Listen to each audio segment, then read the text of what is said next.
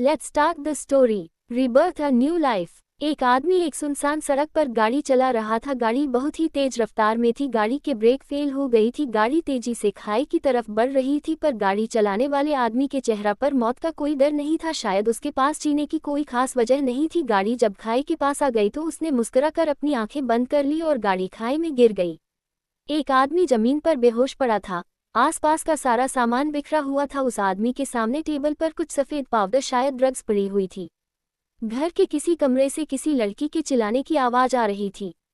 वो आदमी को देखकर लग रहा था कि उसे होश आ गया है। वो धीरे धीरे अपनी आंखें खोलता है और अपने आसपास देखता है। उसे कुछ भी समझ नहीं आता। उसका तो एक्सीडेंट हुआ था, तो वो जिंदा कैसे है और वो है कहाँ? तभी उसके सर में तेज दर्द होता है और बहुत सारी यादें जो उसकी नहीं थी उसके दिमाग में आ जाती हैं। वो बिना कोई वक्त गवाए ऊपर की तरह भागता है और उस कमरे के दरवाजे पर आकर रुकता है। यहाँ से आवाज आ रही थी। वो जल्दी से कमरे के दरवाजे को लात मारकर तोड़ देते हैं। अंदर का नजारा देखकर उसकी आंखें गुस्से से लाल हो गई। उसके सामने एक आदमी एक लड़की के साथ जबरदस्ती करने की कोशिश कर रहा था। लड़की दिखने में सिर्फ 17-18 साल की लग रही थी। उसकी आंखें आंसुओं से भरी हुई थी। उसने पीले रंग की साड़ी पहनी हुई थी। उसके सामने एक आदमी खड़ा था जो शक्ल कोई गुंडा लग रहा था। उस आदमी उसके पास जाने की कोशिश कर रहा था। उस आदमी से बचने के लिए उस लड़की ने हाथ में एक वास पकड़ा हुआ था। दरवाजा खुलने की आवाज सुनकर दोनों उसकी तरफ देखने लगते हैं। जहां लड़की की आंखों में डर था, वहीं उस आदमी को देखकर ऐसा बिल्कुल नहीं लग रहा था कि उसे देखकर उसे कोई भी फर्क पड़ा है। वो अभी भी वैसे ही खड़ा था। देखकर उसका गुस्सा और बढ़ गया। उसकी लाल आंखें देखकर अब तो वो आदमी भी डर गया और पीछे हट गया। लड़की भी पीछे हट गई। वो दरवाजे पर खड़े आदमी की तरफ देखती है, पर उसे देखकर उसकी आंखों में थोड़ी सी उम्मीद थी कि वो उसे बचा लेगा, पर वो भी ज्यादा नहीं थी। वो उसकी तरफ एक नज़र देखता है और उस गुंडे जैसे दिखने वाले आदमी को कॉलर से पकड़कर बाहर ले जाता है। ये सब इतनी जल्दी हुआ कि उस गुंडे को कुछ समझ ही नहीं पाया। जब उसे होश आया तो वो अपने सामने खड़े आदमी से कहता है, मोक्ष रायचंद, ये क्या कर रहा है तू? मेरे कॉलर पकड़ने का अंजाम जानता है न तू? मोक्ष, तुझे मेरे बारे में सोचने की कोई जरूरत नहीं है। रॉकी, अभी के अभी मेरे घर से निकल जा। रॉकी, तू मुझे निकलने के लिए कह रहा है? इरादा बदल गया अब तेरे? ठीक है, मुझे मेरे पैसे दे, मैं चला जाता हूँ। मोक्ष अपने हाथ से एक अंगूठी निकालकर उसे दे देता है। रॉकी उसकी अंगूठी ले लेता है, पर फिर कहता है, रॉकी, ठीक है, पर ये तो तेरा पुराना हिसाब हुआ, आगे का क्या और आज का? मोक्ष बिना किसी इमोशन के टेबल पर पड़े पैकेट उठता है और उसे दे देता है और कहता है कि मोक्ष, इसे ले जाओ। रॉकी उसकी तरह हैरान होकर देखता है और कहता है, रॉकी, तू नशा छोड़ना चाहता है, इसके बिना कैसे रहेगा? फिर 2 दिन में कुत्तों की तरह भागता हुआ मेरे पास आएगा। मोक्ष को उसकी बातों पर बहुत गुस्सा आ रहा था, पर अब वो अपने गुस्से को नहीं रोकता और रॉकी को एक जोरदार मुक्का लगा देता है। रॉकी इसके लिए तैयार नहीं था और मोक्ष ने उसे बहुत जोर से मारा था, इसलिए वो नीचे गिर गया। उसने रॉकी को एक और मुक्का मारा। रॉकी इतने में ही बेहोश होने लगा। तब मोक्ष ने उससे कहा, मोक्ष, अगर अपनी खैर चाहते हो तो यहाँ से चले जाओ। रॉकी को अब उससे बहुत डर लग रहा था, इसलिए वो जल्दी से वहां से चला गया। रॉकी के जाने के बाद मोक्ष जल्दी से उस कमरे की तरफ बढ़ गया जहां वो लड़की थी। वो देखता है कि कमरे का दरवाजा खुला हुआ था, पर अंदर कोई नहीं था। फिर भी उसकी अंदर जाने की हिम्मत नहीं हो रही थी। आखिर अभी जो कुछ भी हुआ वो उसी की वजह से हुआ था, या यूं कहे कि उसकी वजह से नहीं, बल्कि इस शरीर के असली मालिक मोक्ष की वजह से। पर अब जब वो इस शरीर में था तो सब कुछ उस पर ही आ गया था। अंदर जो लड़की थी वो असली मोक्ष की पत्नी है। जिस एक इज्जत का सौदा उसने नशे के 2 पैकेट के लिए किया, वो जनता था। शायद वो ये बात नहीं जानती थी, पर वो तो जनता था कि अगर वो अभी नहीं आता तो आगे क्या होने वाला था, और ये सोचकर उसे बहुत बुरा लग रहा था। उसका रिबर्थ हुआ था, और वो भी अपने ही नाम वाले एक नोबेल के विलेन के शरीर में, जिसकी हीरोइन उसकी पत्नी कशिश रायचंद है। वो भले ही हीरोइन का हस्बैंड है, पर वो ही इस कहानी में वो इंसान है जिसने कशिश को सबसे ज्यादा परेशान करता है। और अब वो ऐसा इंसान बन चुका था और सबके लिए वो सब उसने किया था। इसलिए उसे समझ नहीं आ रहा था कि वो उसका सामना कैसे करे। इसी सोच में डूबे मोक्ष को पता नहीं था कि उसने कितना वक्त बस सोचने में ही लगा दिया था। कुछ ना समझ आने के बाद उसने गहरी सांस ले ली और कमरे के अंदर जाने के लिए तैयार हो गया। कशिश। जब मोक्ष कमरे के अंदर आता है तो उसे कोई नहीं दिखता। वो कमरे के चारों तरफ नजर घुमा कर देखता है। कमरे में कोई नहीं था। तभी वो बाथरूम की तरफ देखता है। वो दरवाजे के पास आकर सुनता है, अंदर से रोने की आवाज आ रही थी। वो दरवाजा खोलने की कोशिश करता है पर वो नहीं खुलता। तब मोक्ष को एहसास होता है कि दरवाजा अंदर से बंद है। वो दरवाजे पर नॉक करता है, दरवाजा नहीं खुलता, लेकिन अंदर से रोने की आवाज़ आना बंद हो गई थी। अब अंदर से सिर्फ हल्की सिसकियों की आवाज़ आ रही थी। ऐसा लग रहा था कि कोई अपने मुंह पर हाथ रखकर अपना रोना रोकने की नाकाम कोशिश कर रहा है। मोक्ष फिर से दरवाज़ा नॉक करता है और इस बार आवाज़ भी लगता है। मोक्ष, कशिश। उसकी आवाज़ सुनकर अंदर से कोई आवाज़ नहीं आती, लेकिन कुछ देर बाद दरवाज़ा खुल जाता है और कशिश बाहर आती है। मोक्ष कशिश को देख रहा था। उसकी यादों में तो कशिश का चेहरा था ही, पर सामने से देखने की बात अलग है। पहले जब वो आया था तो उसका ध्यान रॉकी पर था, इसलिए उसने कशिश को ठीक से नहीं देखा था। अब जब वो उसे देख रहा था तो उसे पता चलता है कि कशिश सच में बहुत खूबसूरत थी। 5'5" हाइट, गोरा रंग, पतले होठ, बड़ी बड़ी आंखें जो अब रोने की वजह से लाल हो गई थी। मोक्ष उसे देखकर दरवाजे से पीछे हट गया और उसे बाहर आने दिया। कशिश अभी भी डरी हुई थी। उसका ये डर अब रॉकी के लिए नहीं बल्कि मोक्ष के लिए था, और मोक्ष ये बात बहुत अच्छे से जानता था, इसलिए उसने अपनी बात कहने की सोची। मोक्ष, I am sorry Kashish. Sorry. मोक्ष के मुंह से सॉरी सुनकर कशिश को झटका लगा। उसने बहुत कुछ सोचा था जो मोक्ष कहेगा, लेकिन वो उसे सॉरी कहेगा, उसने ये तो सपने में भी नहीं सोचा था। मोक्ष अपनी बात आगे कहता है। मोक्ष, ये सब मेरी गलती है, मेरी ही वजह से आज वो आदमी। वो अपनी बात कहते बीच में ही रुक गया। मोक्ष, मेरी नशे की लत की वजह से हुआ है ये सब, लेकिन मैंने आज से पहले कभी नहीं सोचा मेरी ये लत सिर्फ मुझे ही नहीं बल्कि मेरे अपनों को भी नुकसान पहुंचा रही है। पर अब ये बात मेरी समाज में आ गई है और मैं इसे छोड़ना चाहता हूँ। कशिश को तो विश्वास ही नहीं हो रहा था कि मोक्ष नशा छोड़ने की बात कर रहा है। उसे नशा छोड़ने के लिए उसने जितनी बार भी कहा उतनी ही बार उसने उसे बेदर्दी से मारा, और आज वो अपने मुंह से नशा छोड़ने की बात कर रहा है। मोक्ष को उसका चेहरा देखकर पता चल गया था कि वो क्या सोच रही है। मोक्ष, मैं जानता हूँ तुम्हें मुझ पर विश्वास नहीं हो रहा है, और मैं तुम्हें अभी विश्वास करने के लिए नहीं कह रहा, बस तुमसे एक मौका मांग रहा हूँ। मोक्ष, क्या तुम मुझे एक मौका दोगी? उसकी बात सुनकर कशिश सोच में पड़ जाती है कि वो क्या करे। वो जानती थी कि उसकी शादी मोक्ष से हुई थी और मोक्ष उसका पति है, और यही उसकी किस्मत है, क्योंकि उसके माँ बाप के घर दरवाजे तो उसके लिए उसी दिन बंद हो गए थे जिस दिन उसकी शादी हुई थी, और उसकी और उसके परिवार की भलाई इसी में थी कि वो यही मोक्ष की पत्नी बनकर रहे। जब तक वो यहाँ है उसके परिवार को किसी भी तकलीफ का सामना नहीं करना पड़ेगा, और अगर एक बार के लिए वो स्वार्थी होकर यहाँ से चली भी गई तो क्या उसके परिवार वाले उसे अपनाएंगे? कभी नहीं। इसलिए उसे यही रहना होगा, फिर वो किसी भी हालत में रहे कोई फर्क नहीं पड़ता। अपनी जिंदगी अपनी मर्जी से जीना ये हक तो उसने उसी दिन खो दिया था जिस दिन उसकी मोक्ष से शादी हुई थी। अब अगर उसकी जिंदगी थोड़ी बहुत संवारने की कोई उम्मीद है तो वो क्यों न कोशिश करे। आखिर अगर वो हार भी गई तो उसके पास खोने के लिए है ही क्या। आखिर जितनी बुरी उसकी जिंदगी अब है उससे बुरी और क्या होगी। कशिश, मैं आपको मौका देने के लिए तैयार हूँ। मोक्ष उसकी बात सुनकर खुश हो जाता है और कहता है। मोक्ष, सच? थैंक यू सो मच कशिश। तुम चिंता मत करो, मैं तुम्हें शिकायत का कोई मौका नहीं दूंगा, ये वादा है मेरा। उसकी बात सुनकर कशिश कुछ नहीं कहती। मोक्ष को भी इस बात से कोई फर्क नहीं पड़ता। वो जानता था कि कशिश का उसको माफ करना या उस पर भरोसा करना बहुत मुश्किल है। उसे तो मौका मिलने की भी उम्मीद नहीं थी, लेकिन कशिश ने उसे मौका दिया, जो बहुत बड़ी बात है। इसलिए उसे किसी बात की जल्दी नहीं थी। धीरे धीरे वो अपने बर्ताव से अपने बारे में उसकी सोच बदल जाएगी। वो जानता था कि यह इतना आसान नहीं होगा, पर वो जिन हालातों में था उसके पास कोई और चारा नहीं था। वो अपनी ही नहीं कशिश की जिंदगी भी बढ़ना चाहता था, और इसके लिए उसका कशिश के साथ रहना बहुत जरूरी था। उसे पता था कि उसका रिबर्थ एक नोवेल में हुआ था और कशिश इस कहानी की हीरोइन थी। इस कहानी की कोई हैप्पी एंडिंग नहीं थी। कशिश ने असली मोक्ष की वजह से बहुत दुख देखा था, यहाँ तक कि मोक्ष के मारने के बाद भी उसका डर कशिश के अंदर ही रहा, और वो फिर कभी भी किसी भी आदमी के पास नहीं जा पाए और न ही कभी उसने किसी से प्यार किया। ये नोवेल कोई लव स्टोरी नहीं थी बल्कि सिर्फ कशिश की कहानी थी।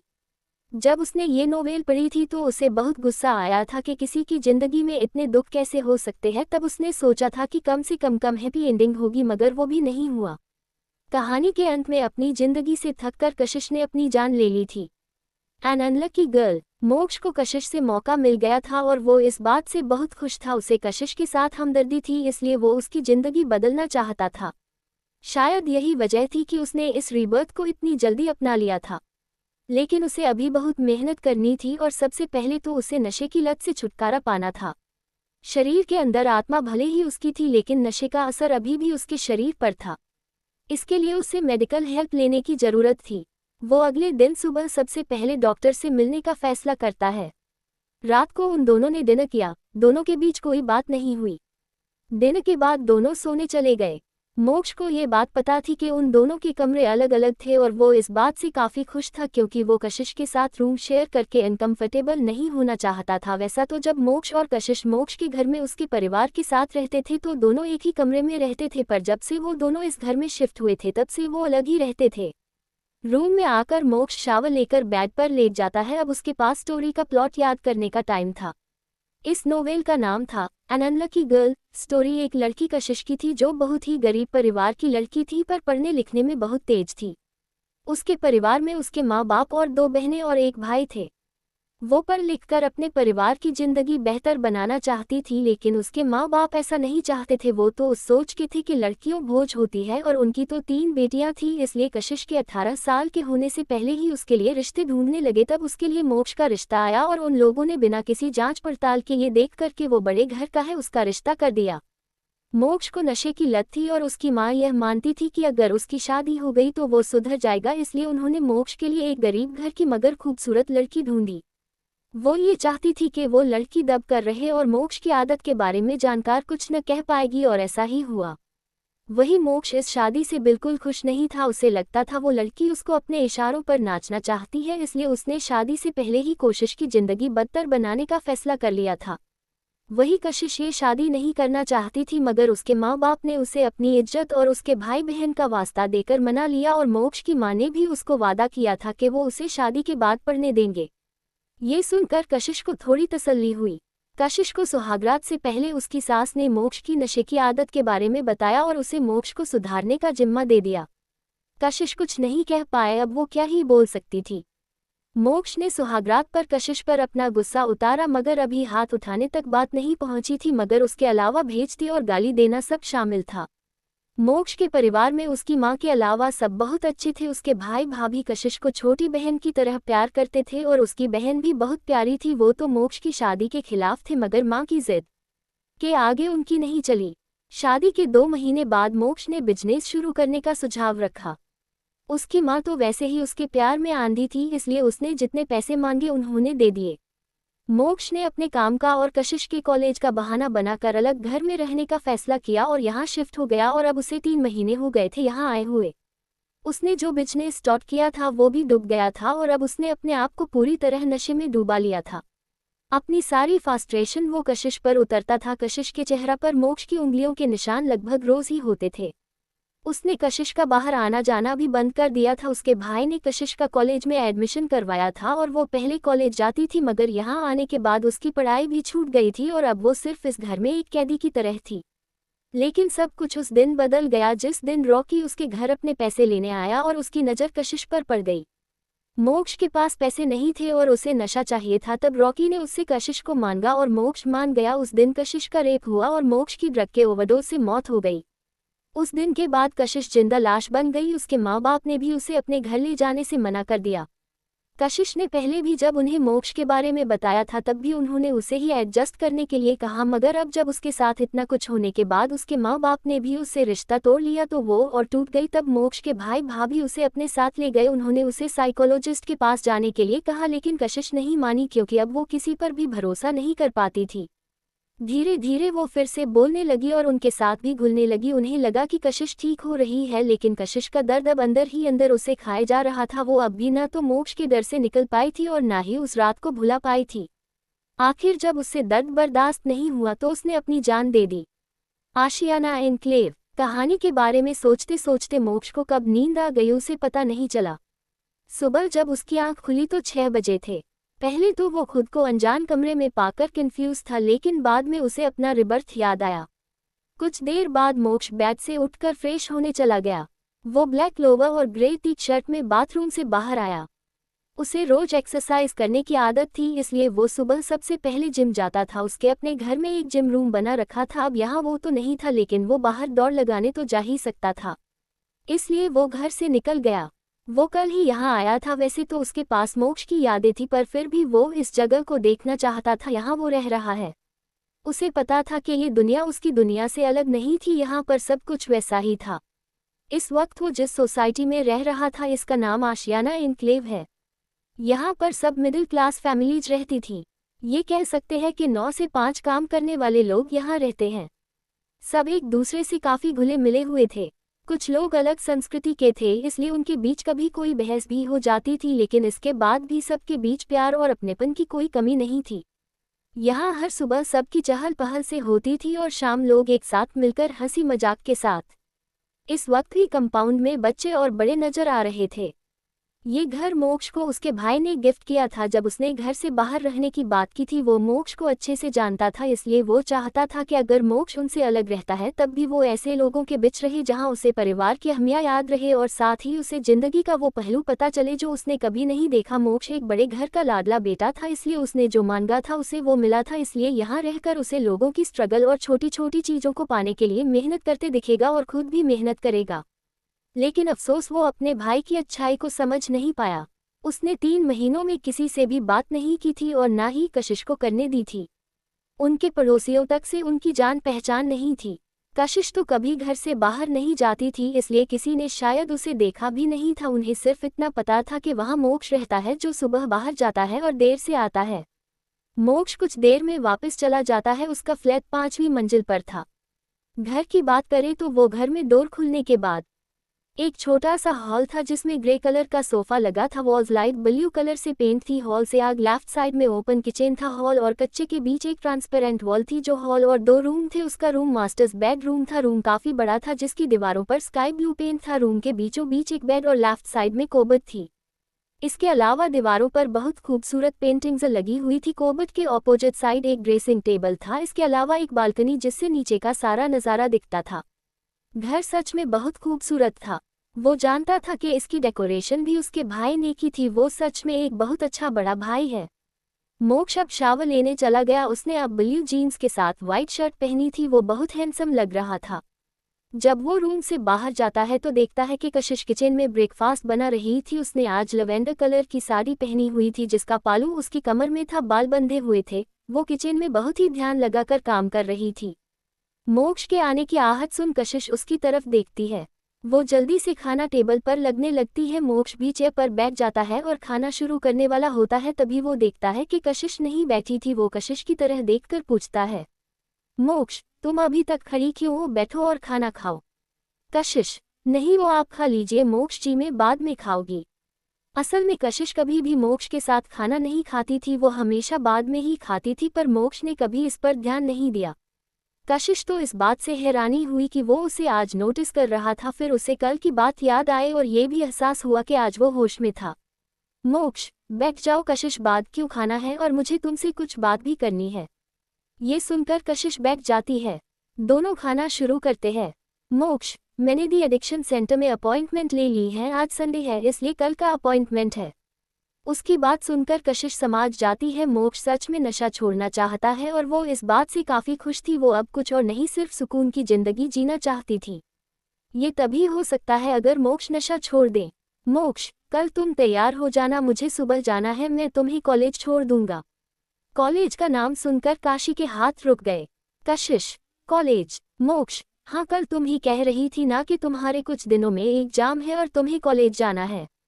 दरअसल कल रॉकी के आने से पहले कशिश मोक्ष से इसी बारे में बात कर रही थी कि उसे कॉलेज जाना है। वैसे तो असली मोक्ष का उसे जाने देने का कोई इरादा नहीं था, लेकिन इससे पहले वो कशिश को मना कर पाता, रॉकी आ गया और कशिश को दरवाज़ा खोलने को कह दिया और बाद में उसे कमरे में भेज दिया। गाइस लाइक एंड रिव्यू जरूर दीजिएगा।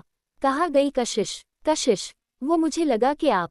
मोक्ष, मैं क्या? कशिश कोई जवाब नहीं देती। मोक्ष, यही न कि मैं मना कर दूंगा, वैसे मेरा मन तो था मना करने का। कशिश उसकी बात सुनकर जल्दी से उसकी तरफ देखने लगती है। वो कुछ कहना चाहती थी लेकिन फिर आखिर में कुछ नहीं कहती और झूठी प्लेट उठाकर किचन में साफ करने चली जाती है। वो ये मान गई थी कि उसे कॉलेज जाने देना सिर्फ एक मजाक था। मोक्ष कभी भी उसे इस घर से बाहर नहीं जाने देगा। मोक्ष जब उसे इस तरह बिना उसकी पूरी बात सुने जाते देखता है तो उसे समझ आता है कि कशिश ने उसे फिर गलत समझ लिया। वो उसके पीछे किचन में जाता है। मोक्ष कशिश को काम करते हुए देख रहा था। कशिश अपनी सोच में गुम थी, उसे मोक्ष के आने का पता नहीं चला। मोक्ष उसे बुलाता है। मोक्ष, कशिश। कशिश उसकी आवाज़ सुनकर डर जाती है और जल्दी से कहती है, कशिश जी, आपको कुछ चाहिए? मोक्ष, नहीं कुछ चाहिए नहीं, पर तुम तैयार हो जाओ, हमें जाना है। कशिश, कहा? मोक्ष, कहा, अभी तो बताया मैंने बाहर, तुमने सुना नहीं? कशिश, लेकिन अभी तो आपने कहा कि आपका मुझे कॉलेज भेजने का मन नहीं है। मोक्ष, अरे वो तो मैंने ऐसे ही कहा है, अगर जाना नहीं होता तो मैं कहता ही क्यों। आप चलो तैयार हो जाओ वरना हम लेट हो जाएंगे और बाद में मुझे डॉक्टर के पास भी तो जाना है। उसकी बात सुनकर कशिश बहुत खुश हो गई। वो जल्दी से कमरे में तैयार होने चली गई। कुछ देर बाद मोक्ष सोफे पर बैठा रूम के दरवाजे की तरफ देख रहा था और कशिश का इंतजार कर रहा था। 5 मिनट बाद कशिश कमरे से बाहर आया। अब उसने एक ब्लैक कलर का सूट पहना था, साथ में वाइट कलर का दुपट्टा लिया था, बाल क्लचर से बंधे थे और गले में छोटा सा मंगलसूत्र पहना था। उसने कानों में छोटे छोटे इयरिंग्स पहने थे। इसके अलावा उसने कोई मेकअप नहीं किया था। वो सादगी में भी बहुत खूबसूरत लग रही थी। मोक्ष उसको देखकर देखता ही रह गया। तभी कशिश उसके सामने आकर खड़ी हो गई और अपनी प्यारी सी आवाज में बोली, कशिश, चले मोक्ष जी। मोक्ष उसकी आवाज सुनकर होश में आया और उसे पता चला कि वो क्या कर रहा था। वो जल्दी से अपनी नज़र फिरा लेता है और बाहर की तरफ बढ़ जाता है। उनके सामने वाले घर में कहीं हलचल थी। मोक्ष को याद आता है कि उस फ्लोर पर 2 घर और है। वो दोनों घर के दरवाजे आमने सामने हैं और उनका घर बीच में। दोनों फैमिलीज अलग बैकग्राउंड से थी, इसलिए अक्सर लड़ती रहती थी। अभी जिस घर से आवाज़ आ रही थी वो एक जॉइंट गुजराती फैमिली है। घर में ज़्यादा लोग होने की वजह से अक्सर हलचल रहती है। मोक्ष और कशिश पार्किंग में आते हैं, वहां से अपनी गाड़ी लेकर अपनी मंजिल की तरफ चल पड़ते हैं। मोक्ष कशिश को कॉलेज छोड़ता है। ये पुणे का सबसे बड़ा कॉलेज था। मोक्ष, अपना ख्याल रखना और तुम्हारा कॉलेज कब खत्म होता है? कशिश, 2 बजे। मोक्ष, ठीक है, मैं तुम्हें ले जाने आ जाऊंगा। कशिश, नहीं, इसकी कोई ज़रूरत नहीं है, मैं खुद ही चली जाऊंगी। मोक्ष, अरे मैं कह तो रहा हूँ मैं आ जाऊंगा। कशिश, ठीक है। मोक्ष अब कशिश को छोड़कर खुद डॉक्टर से मिलने हॉस्पिटल चला जाता है। हॉस्पिटल में डॉक्टर से मिलकर वो कुछ टेस्ट करवाता है। टेस्ट करने के बाद डॉक्टर उसे कुछ दवाएं लिख कर देते हैं और उसे नशा छोड़ने के इरादे पर दृढ़ रहने को कहते हैं।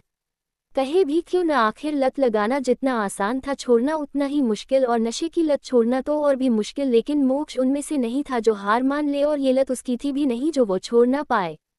वो हॉस्पिटल से बाहर निकलकर सोचता है कि अब वो क्या करे, क्योंकि कशिश के कॉलेज खत्म होने में अभी टाइम था और वो अकेले घर नहीं जाना चाहता था। पहले उसे पैसों की टेंशन थी क्योंकि उसके पास बिल्कुल पैसे नहीं थे, लेकिन आज सुबह ही उसकी की माँ ने उसे पैसे भेजे थे। कल ही असली मोक्ष ने उनसे पैसे मांगे थे और आज उन्हें पैसे भेज भी दिए बिना ये पूछे कि उसे पैसे किस लिए चाहिए। सच में वो बेटे के प्यार में आंधी थी और ये उनके इसी लाड प्यार का नतीजा था जो मोक्ष इतना बिगड़ गया था।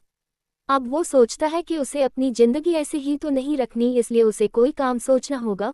वो अपना बिजनेस शुरू करना चाहता था, इसके लिए उसे पैसों की जरूरत थी और कम समय में ज़्यादा पैसा तो सिर्फ शेयर बाजार में ही कमाया जा सकता है। इसलिए वो अब एक साइबर कैफे में जाने का सोचता है। वो कशिश के कॉलेज के पास एक कैफे में जाता है और काम करने लगता है। काम करते करते उसका समय कब निकल जाता है उसे पता भी नहीं चलता। जब वो अपनी घड़ी देखता है तो उसे पता चलता है कि वो कशिश को ले जाने में 1 घंटा लेट हो गया।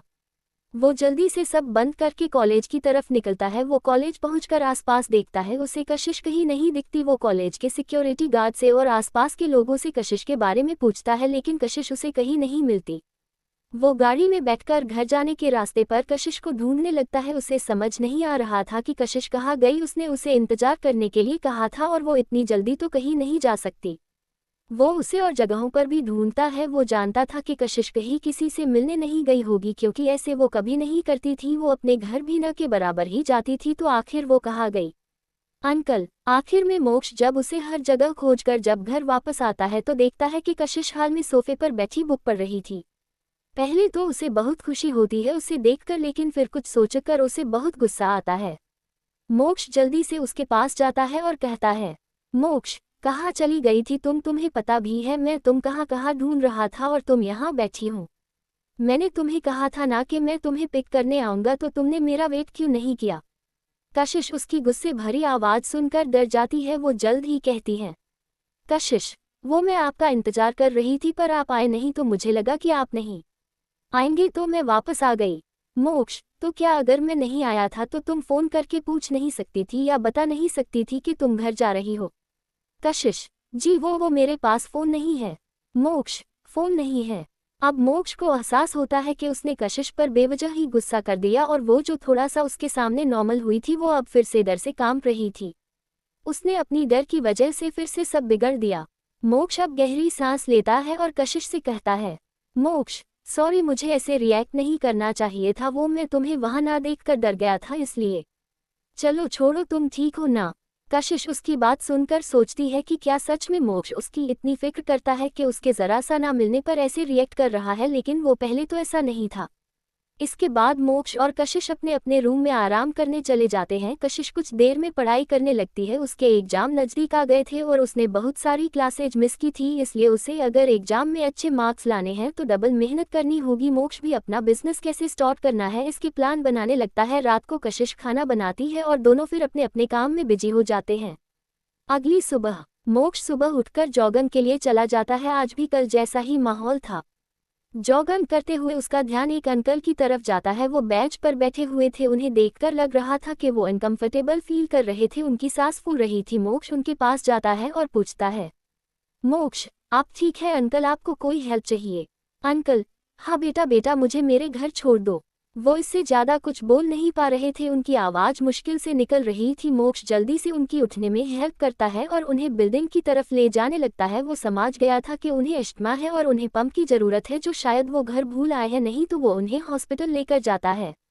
मोक्ष, अंकल आप किस फ्लोर पर रहते हैं? Uncle, 5th floor. मोक्ष को अब पता चलता है कि वो उसी फ्लोर पर रहते हैं। यहाँ उनका घर है तो वो उनके पड़ोसी हैं। वो जल्दी से लिफ्ट से ऊपर जाता है। अंकल का घर उनके घर के लेफ्ट साइड में था। वो बेल बजाता है। कुछ ही मिनटों में दरवाजा खुलता है। दरवाजा एक औरत ने खुला। वो जैसे ही उस अंकल की हालत देखती है उसकी आंखें बड़ी हो जाती है। वो जल्दी से उनकी तरफ बढ़ती है और पूछती है, बाबा क्या हुआ आपको? आप? मोक्ष, इन्हें अस्थमा अटैक आया है, जल्दी से इनका पंप लेकर आइए।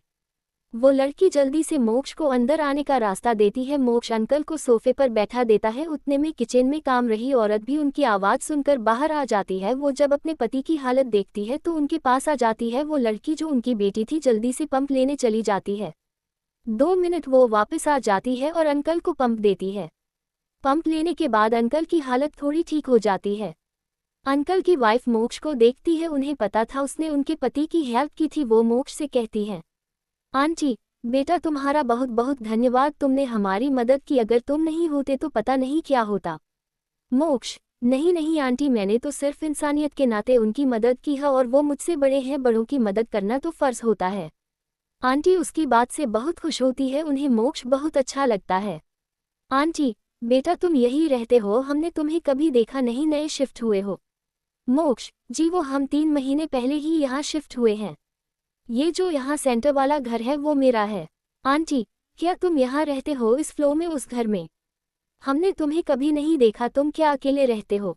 मोक्ष, जी नहीं आंटी, मेरी वाइफ भी रहती है साथ में, वो हम कुछ बिजी थे तो हमें किसी से मिलने का टाइम नहीं मिला, इसलिए शायद आपने मुझे कभी नहीं देखा। उसकी बात सुनकर वो लड़की उसकी तरफ देखने लगती है। उसकी बात से उसे याद आता है कि वो एक बार इस आदमी से पार्किंग में मिली थी, लेकिन तब उसे वो कुछ खास पसंद नहीं आया था क्योंकि वो बहुत ही नशे में था और वॉचमैन से बहस कर रहा था। लेकिन आज उसने उसके बाबा की मदद की थी, शायद उस दिन वो नशे में होने की वजह से वैसा बर्ताव कर रहा था। आंटी अच्छा बेटा तुम शादीशुदा हो पर तुम इतने बड़े तो नहीं लग रहे। उनकी बात सुन मोक्ष मुस्कुरा देता है और कहता है, आंटी मैं 25 साल का हूँ और मेरी शादी को ज़्यादा वक्त नहीं हुआ है। स्वरा देशमुख, मोक्ष, जी आंटी मैं 25 साल का हूँ और मेरी शादी कुछ ही महीने पहले हुई है, वो कुछ फैमिली प्रॉब्लम की वजह से हम किसी से ज़्यादा मिलजुल नहीं पाए। आंटी कोई बात नहीं बेटा, अब तो तुम्हें यही रहना है, वैसे तुम्हारा नाम क्या है? मोक्ष, मोक्ष रायचंद। आंटी मेरा नाम मालिनी देशमुख है और ये मेरे पति अरविंद देशमुख, ये एसके कॉलेज में हिस्ट्री के प्रोफेसर है, और ये मेरी बेटी स्वरा देशमुख, ये स्टेट की प्रोफेसर है। मोक्ष, एसके कॉलेज मेरी वाइफ भी वहाँ स्टूडेंट है। अंकल जिनका नाम अरविंद था। अरविंद स्टूडेंट हमारे कॉलेज में, क्या नाम है उसका?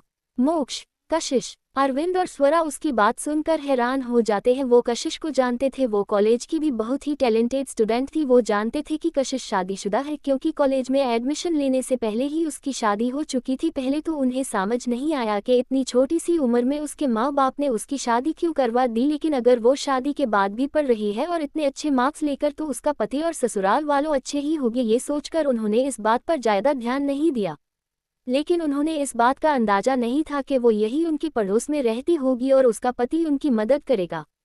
स्वरा, कशिश आपकी वाइफ है? मोक्ष, जी वो मेरी वाइफ है। क्यों, आप जानती है उसे?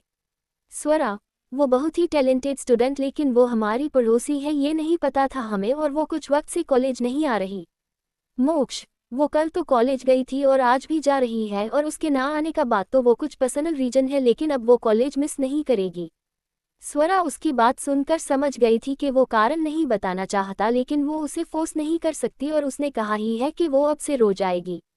उसके लिए इतना काफ़ी है, वो बस उसकी पढ़ाई खराब नहीं होने देना चाहती थी। मालिनी, अरे ये क्या बातें लेकर बैठ गए तुम लोग? बेटा बैठो, मैं चाय लेकर आती हूँ। मोक्ष, नहीं आंटी मुझे देर हो रही है, मुझे घर जाना है। कशिश मेरा वेट कर रही होगी, मैं उसे बताकर नहीं आया। मालिनी, ठीक है बेटा, लेकिन फिर जरूर आना। मोक्ष, जरूर आंटी। ये कहकर वो घर से बाहर निकल जाता है और अपने घर चला जाता है।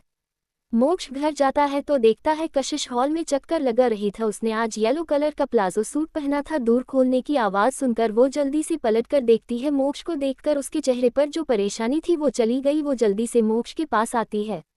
कशिश, आज देर हो गई आपको?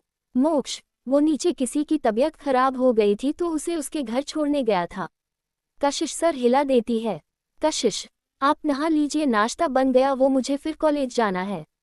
मोक्ष वो कहकर रूम में चला जाता है और कशिश टेबल पर नाश्ता लगने लगती है। उसे जब मोक्ष घर में जल्दी आते नहीं देखा तो उसे लगा कि वो फिर से कहीं नशे में घर आएगा, लेकिन उसे ठीक ठाक देखकर उसकी जान में जान आई। मोक्ष और कशिश डाइनिंग टेबल पर बैठे खाना खा रहे थे। मोक्ष आज ब्लू जीन्स के साथ स्काई ब्लू शर्ट पहनी थी। मोक्ष, मैंने जिनकी मदद की वो हमारे पड़ोसी है और तुम्हारे कॉलेज के प्रोफेसर है। कशिश, प्रोफेसर? मोक्ष, हाँ प्रोफेसर अरविंद देशमुख और उनकी बेटी प्रोफेसर स्वरा देशमुख तुम्हारे ही कॉलेज में पढ़ाते हैं। कशिश, वो यहाँ रहते हैं हमारी बिल्डिंग में। मोक्ष, सिर्फ बिल्डिंग में ही नहीं, हमारे फ्लोर में लेफ्ट साइड वाला घर उन्हीं का है, बहुत तारीफ कर रहे थे तुम्हारी। कशिश, स्वरा मैम मेरी फेवरेट प्रोफेसर है, हमेशा अपने स्टूडेंट्स की हेल्प करती है, कोई भी प्रॉब्लम हो उनसे बजट कह सकते हैं, वो बहुत ही अच्छी है। मोक्ष, वो तो लग ही रहा था बहुत फिक्र है उन्हें तुम्हारे कॉलेज ना आने के बारे में पूछ रही थी। मोक्ष को अपनी बात कहने पर एहसास होता है कि उससे ये नहीं कहना चाहिए था। आज पहली बार तो कशिश ने उससे थोड़ी बात की थी, वो भी बिना डरे, और उसने उसे फिर वो सब याद दिला दिया। कशिश, तो आपने क्या कहा? मोक्ष, मैंने कहा कि कुछ पर्सनल प्रॉब्लम थी इसलिए। इससे आगे मोक्ष कुछ नहीं कहता और अब कशिश भी कुछ नहीं कहती। दोनों में फिर चुप्पी आ जाती है। दोनों ऐसे ही अपना खाना खत्म करके कशिश की कॉलेज की तरफ चल पड़ते हैं। मोक्ष कार में सोसाइटी से बाहर आते हैं तो कशिश की नज़र ऑटो रोकने की कोशिश कर रही स्वरा पर जाती है। कशिश, स्वरा मैम। कशिश के मुंह से स्वरा का नाम सुनकर मोक्ष भी उसकी नज़रों का पीछा करता है तो देखता है कि स्वरा ऑटो रोकने की कोशिश कर रही थी। वो अभी देख ही रहा था कि तभी कशिश कहती है, कशिश, मोक्ष जी। मोक्ष उसकी तरफ देखता है। कशिश, वो मैं स्वरा मैम से मिलने जाओ और क्या हम उन्हें अपने साथ ले जाए कॉलेज? मोक्ष, हाँ जाओ बुला लो, हम एक ही जगह तो जा रहे हैं। उसकी बात सुनकर कशिश खुश हो जाती है और गाड़ी से उतरकर स्वरा की तरफ जाती है। कशिश स्वरा के पीछे जाकर उसे आवाज़ लगाती है, कशिश, स्वरा मैम। उसकी आवाज़ सुनकर स्वरा पलटकर देखती है। स्वरा, कशिश तुम यहाँ? कशिश, हेलो मैम, कैसी हैं आप? स्वरा, मैं तो ठीक हूँ, तुम कैसी हो और तुम कॉलेज जा रही हो? कशिश, जी मैम मैं बिल्कुल ठीक हूँ और कॉलेज ही जा रही हूँ, आप भी कॉलेज जा रही है? स्वरा, हाँ बस ऑटो का वेट कर रही थी, ऑटो आ जाए तो मैं कॉलेज के लिए चली जाऊँ। वैसे मुझे नहीं पता था कि तुम भी यहाँ रहती हो, वो तो आज तुम्हारा हस्बैंड से पता चला। कशिश, मुझे बताया उन्होंने, अब आपके पापा की तबीयत कैसी है? स्वरा, पापा अब ठीक है लेकिन उन्होंने आज कॉलेज से छुट्टी ली है। मैं जा रही हूँ आज, बस ऑटो मिल जाए। कशिश, हमारे साथ चलिए ना मैम। स्वरा की बात करते उसकी नज़र मोक्ष पर जाती है जो गाड़ी में उनका वेट कर रहा था। स्वरा, नहीं नहीं, मैं खुद चली जाऊंगी, तुम्हें इतनी तकलीफ करने की जरूरत नहीं। कशिश, इसमें तकलीफ कैसी, हम एक ही जगह तो जा रहे हैं और अगर आपको जल्दी ऑटो नहीं मिला तो आप लेट हो जाएगी। स्वरा अपनी घड़ी में टाइम देखती है तो सच में उसे लेट हो रहा था तो वो मान जाती है। स्वरा, लेकिन तुम्हारे हस्बैंड को तो कोई प्रॉब्लम नहीं है। कशिश, नहीं मैम, उन्हें कोई प्रॉब्लम नहीं है। अब स्वरा और कशिश गाड़ी की तरफ बढ़ जाती हैं। मौली, स्वरा और कशिश गाड़ी में आकर बैठकर गई। अब मोक्ष गाड़ी स्टार्ट करता है और कॉलेज की तरफ चल पड़ता है। आधे घंटे बाद वो कॉलेज पहुंच जाते हैं। मोक्ष, आज कब फ्री होगी तुम? कशिश, वो कल के टाइम पर ही। मोक्ष, ठीक है, मैं लेने आ जाऊंगा, अगर मुझे देर हो गई तो वेट कर लेना, अकेली मत जाना। पीछे बैठी स्वरा उनकी बातें सुन रही थी। वो बता सकती थी कि मोक्ष को सच में कशिश की फिक्र है और मोक्ष का इंप्रेशन उस पर और अच्छा हो गया था। वो कशिश के लिए खुश थी। वही मोक्ष तो ये भूल ही गया था कि स्वरा भी कार में है, लेकिन कशिश को याद था। वो जल्दी से स्वरा की तरफ देखती है।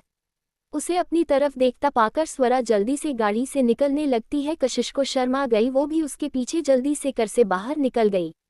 मोक्ष उन दोनों के बाहर जाने के बाद कशिश को बाय बोलकर निकल जाता है। कशिश और स्वरा दोनों एक साथ कॉलेज के अंदर जाते हैं। स्वरा स्टाफ रूम में चली जाती है और कशिश अपनी क्लास में। कशिश बहुत ही कम बोलने वाली लड़की थी और वो किसी से ज्यादा मिलना जुलना पसंद नहीं करती थी, इसलिए उसके ज्यादा दोस्त नहीं थे। सिर्फ एक लड़की मौली से उसकी दोस्ती थी। मौली क्लास टॉपर में से एक थी। जीन्स टॉप पहले, आंखों पर चश्मा लगाए, बालों को बंधे, वो बिल्कुल किताबी कीड़ा लगती थी लेकिन फिर भी काफी खूबसूरत थी। कशिश जब क्लास में जाती है तब मौली अपनी सीट पर बैठी हुई थी। कशिश भी उसके पास वाली सीट पर जाकर बैठ जाती है। मौली, आ गई तुम? फिर वो अपने बैग से नोट्स निकलकर उसे देती है। मौली, ये लो, तुमने कल नोट्स मांगे थे ना, मैं ले आई हूँ। कशिश, थैंक यू सो मच, वरना मैं तो यही सोचकर परेशान थी कि इतना कैसे पढ़ूंगी। मौली, क्या मजाक कर रही हो? टॉपर होकर तुम्हें इन सब की क्या टेंशन, तुम तो पास हो ही जाओगी। कशिश, कुछ भी मत बोलो, बिना पढ़े क्या मैं तुम्हारे सपने में पास हो जाती। मौली, अच्छा ये सब छोड़, ये बता कि तू इतने दिनों तक क्यों नहीं, तूने मुझे कल भी नहीं बताया। उसकी बात सुनकर कशिश सोच में पड़ गई कि वो अब क्या जवाब दे। कशिश, वो कुछ इमरजेंसी थी इसलिए नहीं आ पाई।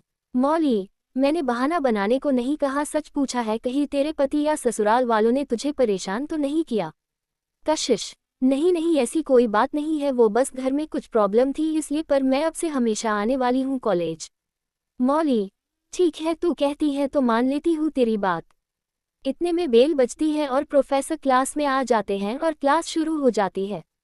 दूसरी तरफ स्वरा स्टाफ रूम में जाकर बैठ गई और अपना काम करने लगी। स्वरा को कॉलेज में सभी बहुत पसंद करते थे, करे भी क्यों न। स्वरा बहुत ही खूबसूरत थी, उसका रंग दूध की तरह गोरा था, उसे किसी मेकअप की कोई जरूरत नहीं पड़ती थी। ब्लैक साड़ी में उसका रूप और भी खिल रहा था। वो प्रोफेसर कम और स्टूडेंट ज्यादा लगती थी, इस वजह से वो कॉलेज में बहुत फेमस थी। प्रोफेसर्स और स्टूडेंट्स दोनों उसकी खूबसूरती के कायल थे और स्टूडेंट्स तो उसे इसलिए भी पसंद करते थे क्योंकि वो बहुत अच्छी टीचर थी। उन्हें कोई भी प्रॉब्लम होती तो वो उनकी मदद करती। अभी भी स्टाफ रूम में सब उसे ही देख रहे थे। स्वरा को इन सब से कोई फर्क नहीं पड़ता था, वो सिर्फ अपने काम से मतलब रखती थी। इसका कारण उसका अतीत था जिसमें वो एक जख्म मिला था जिसकी वजह से वो ऐसी हो गई थी। वो बस अपने आए बाबा के लिए जी रही थी। अभी कुछ स्टूडेंट्स उसके पास अपने डॉट्स क्लियर करने आए थे, वो अब उनको पढ़ाने में बिजी हो गई। वही मोक्ष अब कॉलेज से सीधा मॉल जाता है। वो यहाँ कशिश के लिए फ़ोन लेने आया था। कल जब कशिश ने उसे बताया कि उसके पास फ़ोन नहीं है तो उसने तभी उसके लिए नया फ़ोन लेने का सोच लिया था ताकि कल जैसी सिचुएशन फिर ना आए। उसे तो इस बात की हैरानी थी कि कशिश बिना फ़ोन के कैसे रहती थी। अब उसके पास इतने पैसे तो थे ही कि वो उसे एक फ़ोन दे सके, इसलिए यहाँ आया था। फ़ोन खरीदने के बाद वो अपने लिए एक लैपटॉप भी लेता है क्योंकि अब वो शेयर मार्केट में इन्वेस्ट कर रहा था और वो हर बार बाहर जाकर तो काम नहीं कर सकता था। दोनों चीजें खरीदने के बाद वो अपने रेस्टोरेंट खोलने के लिए जगह देखने के लिए जाने वाला था। आखिर रेस्टोरेंट चलने के लिए अच्छी जगह होना भी जरूरी है, इसलिए वो कोई ऐसी जगह देखना चाहता था जो काम के लिए भी सही हो और उसके बजट में भी। अब वो निकल जाता है शहर घूमने के लिए। 2-3 घंटे घूमने के बाद उसे एक जगह पसंद आई जिसके बाहर सेल लिखा था। इस जगह को देखकर लग रहा था कि यहाँ पहले भी कोई रेस्टोरेंट ही था जो कि काफ़ी वक्त पहले बंद हो चुका था, इसलिए वो अंदर जाकर बोर्ड पर लिखा कॉन्टैक्ट नंबर नोट कर लेता है। वो घर जाकर कॉल करने वाला था। अब वो वापस कॉलेज जा रहा था कशिश को पिक करने। आज वो लेट नहीं होना चाहता था। कुछ देर बाद वो कॉलेज के बाहर खड़ा था। आज वो जल्दी आ गया था। कुछ देर बाद कशिश कॉलेज से बाहर आती है। मौली भी उसके साथ नहीं थी, वो कॉलेज स्कूटी से आती थी। मोक्ष का देखकर कशिश उसके पास आ जाती है। मोक्ष, चले। कशिश, नहीं, वो स्वरा मैम भी इसी वक्त फ्री होती है तो उनको भी हम साथ ले चले। मोक्ष, ठीक है, कहाँ है तुम्हारी स्वरा मैम? कशिश, बस आती है होगी। इतने में स्वरा कॉलेज के गेट से बाहर निकल रही थी। उसे देखकर कशिश उसको अपनी तरफ आने का इशारा करती है। स्वरा उन्हें देखकर उनकी तरफ आ जाती है। स्वरा, आप लोग गए नहीं? मोक्ष, हम आपका ही वेट कर रहे थे, अब आप आ गई है तो चलिए घर चलते हैं। स्वरा, आप लोग भी ना, मैं चली जाती। कशिश, मैम हम घर ही तो जा रहे हैं, साथ चलते हैं। स्वरा आखिर हार मान लेती है। अब वो तीनों गाड़ी में बैठकर निकल जाते हैं। Deal final. मोक्ष और कशिश घर आ गए थे। दोनों अपने अपने रूम में जाकर फ्रेश होकर आते हैं। मोक्ष को रूम में जाकर याद आता है कि वो कशिश को फ़ोन देना भूल गया। उसने वो बॉक्स हॉल में रखा था। वो जब फ्रेश होकर रूम से बाहर आता है तो कशिश पहले ही आ चुकी थी। उसके हाथ में वही गिफ्ट बॉक्स था जो मोक्ष उसके लिए लेकर आया था। कशिश जब रूम से बाहर हॉल में आती है तो उसका ध्यान सोफे पर रखे गिफ्ट बैग्स पर जाता है। वो उसे उठाकर देखती है, तभी मोक्ष रूम से बाहर आता है।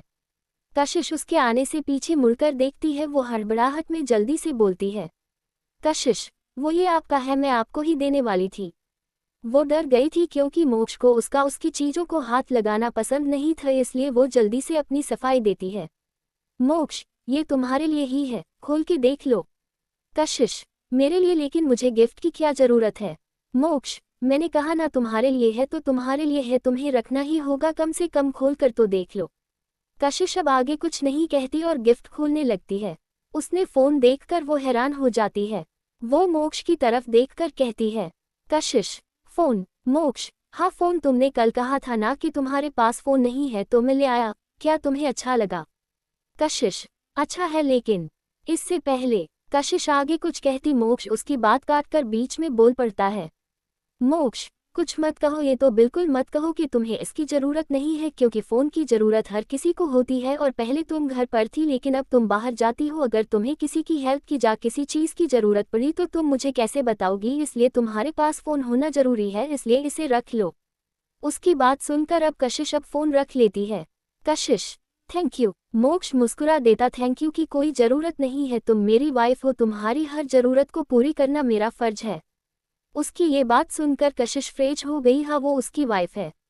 कुछ देर बाद दोनों खाना खाते हैं और अपने अपने काम में बिजी हो जाते हैं। कशिश पढ़ाई में और मोक्ष उस पुराने रेस्टोरेंट से मिले कॉन्टैक्ट नंबर पर कॉल करता है। उससे बात करके वो अगले दिन उससे मिलने की मीटिंग फिक्स करता है।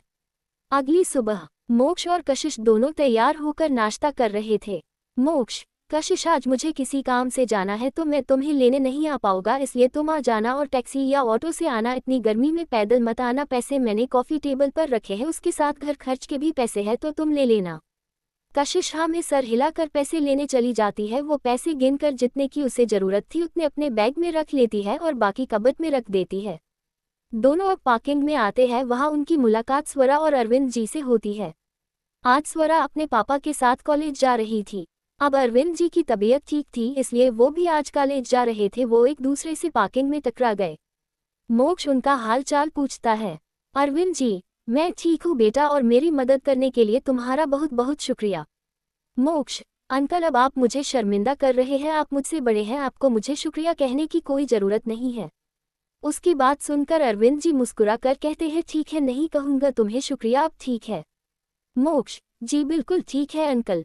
अरविंद जी की नज़र जब कशिश पर जाती है तो वो उसे पहचान लेते हैं। कल उनकी तबीयत ठीक न होने की वजह से उन्होंने मोक्ष और स्वरा की बात नहीं सुनी थी, इसलिए उन्हें नहीं पता था कि कशिश मोक्ष की पत्नी है।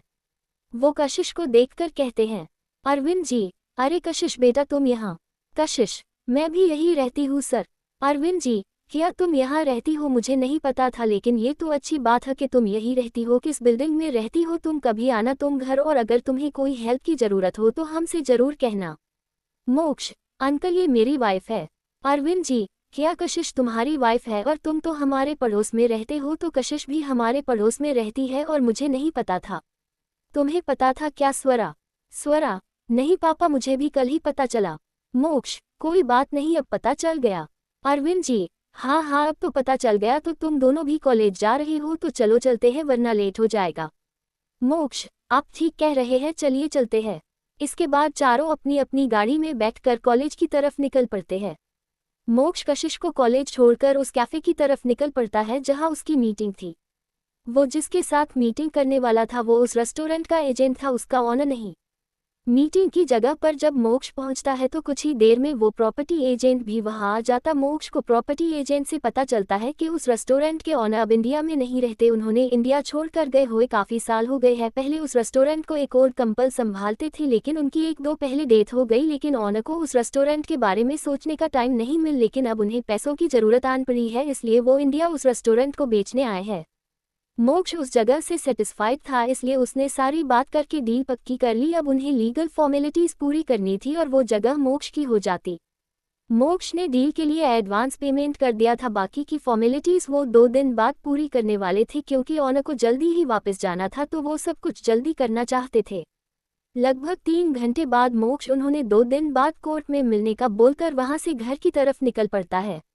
मोक्ष की खुशी मोक्ष एजेंट से करने के बाद सीधा घर जाता है। वो कशिश को इस बारे में बताना चाहता था, भले ही उसे यहाँ आए हुए कुछ ही दिन हुए थे, लेकिन कशिश इकलौती इंसान थी जिससे वो सबसे ज़्यादा इंटरेक्ट हुआ था और वो ही थी जिसे वो सबसे ज़्यादा जानता था, इसलिए वो अपनी खुशी किसी के साथ बांटना चाहता था। तो सबसे पहले कशिश का ही नाम दिमाग में आया। उसने कैफ़े से पेस्ट्रीज पैक करवा ली थी, आखिर खुशी की बात बताने के लिए स्वीट्स तो चाहिए। ये पेस्ट्रीज उसने बहुत सोच कर लिया थी क्योंकि उसे कशिश की पसंद नहीं पता था, इसलिए उसने अलग अलग 3-4 फ्लेवर ले लिए।